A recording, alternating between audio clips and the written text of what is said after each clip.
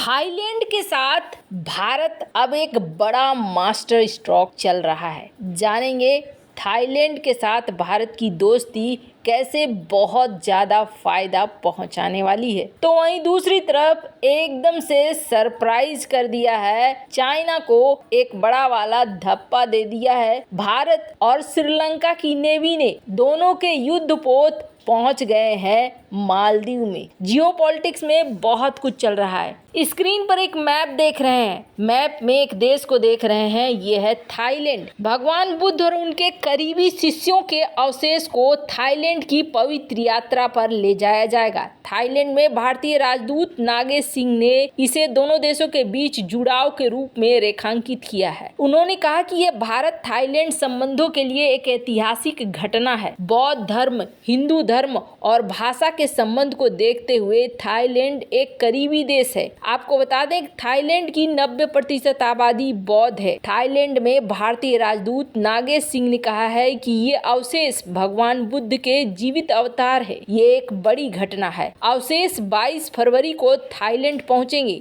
23 फरवरी को थाईलैंड के प्रधानमंत्री द्वारा शाही महल के मैदानों में स्थापित किया जाएगा, जो 3 मार्च तक बैंकॉक में रहेंगे, जिसके बाद फिर अवशेष कलश यात्रा चियांग माई उत्तरी शहर का भ्रमण करेगी। कहा जा रहा है कि लाओस, कंबोडिया, म्यांमार से बड़ी संख्या में लोग श्रद्धांजलि देने थाईलैंड पहुंचेंगे, ऐसा उम्मीद किया जा रहा है। संस्कृति मंत्रालय के सचिव गोविंद मोहन ने मंगलवार को कहा कि बिहार के राज्यपाल राजेंद्र विश्वनाथ आलेरकर और केंद्रीय सामाजिक न्याय और अधिकारिता मंत्री डॉक्टर वीरेंद्र कुमार के नेतृत्व में 22 सदस्यीय प्रतिनिधिमंडल 26 दिवसीय प्रदर्शनी के लिए भारत से पवित्र अवशेषों के साथ थाईलैंड जाएगा। प्रतिनिधिमंडल में कुशीनगर, औरंगाबाद, लद्दाख के भिक्षु, संस्कृति मंत्रालय के अधिकारी, मध्य प्रदेश सरकार, राष्ट्रीय संग्रहालय के केयरटेकर, कलाकार, विद्वान शामिल हैं। कार्यक्रम विदेश मंत्रालय, थाईलैंड में भारतीय दूतावास, अंतर्राष्ट्रीय बौद्ध परिसंघ, राष्ट्रीय संग्रहालय, मध्य प्रदेश राज्य सरकार के सहयोग से आयोजित किया जा रहा है। आपको बता दें भारत थाईलैंड के संबंधों पर भारतीय राजदूत ने कहा है कि दोनों देशों के बीच व्यापार और आर्थिक संबंध बढ़ रहे हैं। यहाँ तक कि रक्षा और सुरक्षा सहयोग बहुत अच्छा है। थाईलैंड में बड़ी संख्या में भारतीय प्रवासी रहते हैं। वहाँ के लोग हिंदी सीखना पसंद करते हैं। भारत से थाईलैंड तक भगवान बुद्ध और उनके करीबी शिष्यों के पवित्र अवशेषों की यात्रा 22 फरवरी 2024 से शुरू होने वाली है। अवशेषों को राज्य अतिथि के दर्जे के तौर पर भारतीय वायुसेना के विमान में ले जाया जा रहा है और वे उसी दिन दोपहर में थाईलैंड पहुंचेंगे। खैर, जियोपॉलिटिकल तौर पर थाईलैंड के साथ भारत का जुड़ना बेहद जरूरी है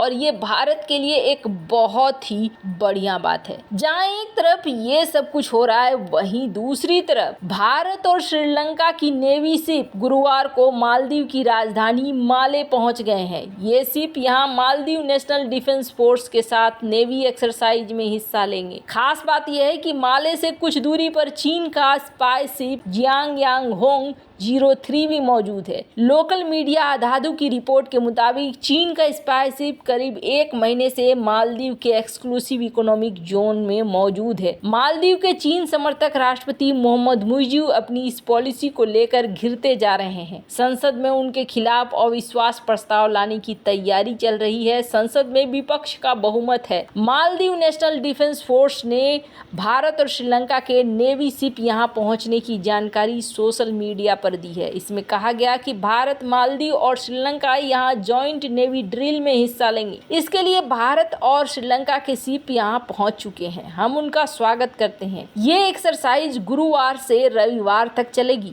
ऑब्जर्वर के तौर पर बांग्लादेश को इनवाइट किया गया है। आपको बता दें इस एक्सरसाइज का मकसद तीनों देशों के बीच सैन्य सहयोग को बढ़ाना है। हम ये तय करना चाहते हैं कि ड्रिल में हिस्सा लेने वाले देश यहाँ पर सभी संभावनाओं की तलाश करें। इसके अलावा समुद्री सुरक्षा पर भी सहयोग बढ़ाना एक्सरसाइज का मकसद है। इसके पहले 2021 में नेवी ड्रिल ऑर्गेनाइज की गई थी। भारत और मालदीव ने 1991 में पहली बार सैन्य सहयोग कार्यक्रम शुरू किया था। एक तरफ जहाँ भारत और श्रीलंका की नेवी शिप यहाँ मिलिट्री ड्रिल करने के लिए पहुंची है, तो गुरुवार को ही चीन का स्पाई शिप जियांग होंग भी पहुंच चुका है। कहा जा रहा है कि अब मालदीव सरकार ने अब तक ये नहीं बताया है कि चीनी स्पाई शिप 1 महीने तक कहां मौजूद था। इस स्पाई शिप ने 14 जनवरी से यात्रा शुरू की थी। इसके ठीक एक दिन पहले मालदीव के प्रेसिडेंट मोहम्मद मुइज़ू का चीन दौरा खत्म हुआ था। कहा जा रहा है कि मालदीव के समंदर में इस स्पाई शिप को दूर से नहीं देखा जा सकता क्योंकि ये किनारे से काफी दूर है। स्पाई शिप का ट्रैकिंग सिस्टम बंद कर दिया गया है, लिहाजा इसकी सही लोकेशन नहीं मिल सकी। हालांकि ये जरूर कंफर्म है कि 22 जनवरी को ये इंडोनेशिया में मौजूद था। कुछ दिन पहले मालदीव की फॉरेन मिनिस्ट्री ने बताया कि चीन का एक जहाज माले पहुंचने वाला है। हालांकि ये नहीं बताया गया कि ये स्पाई शिप है या सामान्य जहाज है। पिछले महीने जारी द हिंदू की रिपोर्ट के मुताबिक भारत सरकार के अधिकारियों ने जासूसी जहाज के मालदीव की ओर बढ़ने की बात स्वीकार की थी। एक भारतीय अधिकारी ने नाम नहीं बताने की शर्त पे कहा था कि ये एक रूटीन मूवमेंट हो सकता है। हालांकि भारतीय नौसेना इस जहाज पर कड़ी नजर रख रही है। डिफेंस एक्सपर्ट चीनी जासूसी जहाज के मालदीव पहुंचने को सिर्फ एक रूटीन मूवमेंट मानने से इनकार करते हैं। उनका कहना है कि चीन किसी भी जंग या दूसरे चीजों की तैयारी दशकों पहले शुरू कर देता है। यही वजह है कि पिछले कुछ समय से हिंद महासागर में चीनी जासूसी जहाजों की तैनाती में काफी वृद्धि हुई है। हिंद महासागर में इन जासूसी जहाजों की ज्यादातर मौजूदगी भारत के आसपास ही देखी गई है। चीन के ये जहाज समुद्र में ट्रेवल करते समय रिसर्च करने के साथ साथ जरूरी डेटा भी इकट्ठा करते हैं। इसके लिए इसमें ताकतवर उपकरण लगे होते हैं। ये चीनी जासूसी जहाज अपने समुद्री रास्ते में तैनात किसी दूसरे देश के जहाजों और पनडुब्बियों का भी पता लगाते हैं। ये जहाज समुद्र के अंदर हर चीज को ट्रैक कर रहा है। ये मरीन इंफॉर्मेशन चीन को भेज रहा है ताकि वक्त आने पर इन्हीं जानकारियों का इस्तेमाल करके चीनी पनडुब्बी हिंद महासागर में अपने मकसद पर कामयाब हो पाए। चीन भारत को जमीन और समुद्र दोनों जगहों पर घेरना चाहता है। चीन ने हमें समुद्र में घेरने के लिए 3 मुख्य बंदरगाह पाकिस्तान में ग्वादर, श्रीलंका में हम्बनटोटा, बांग्लादेश में कॉक्स बाजार बनाए हैं। इसके अलावा चीन भारत के करीब अब 2 और बंदरगाह मालदीव में लामू एटोल और म्यांमार में क्याऊ कफ्यू बना रहा है। हिंद महासागर में चीनी जासूसी जहाजों का दौरा इसी कड़ी का एक हिस्सा है।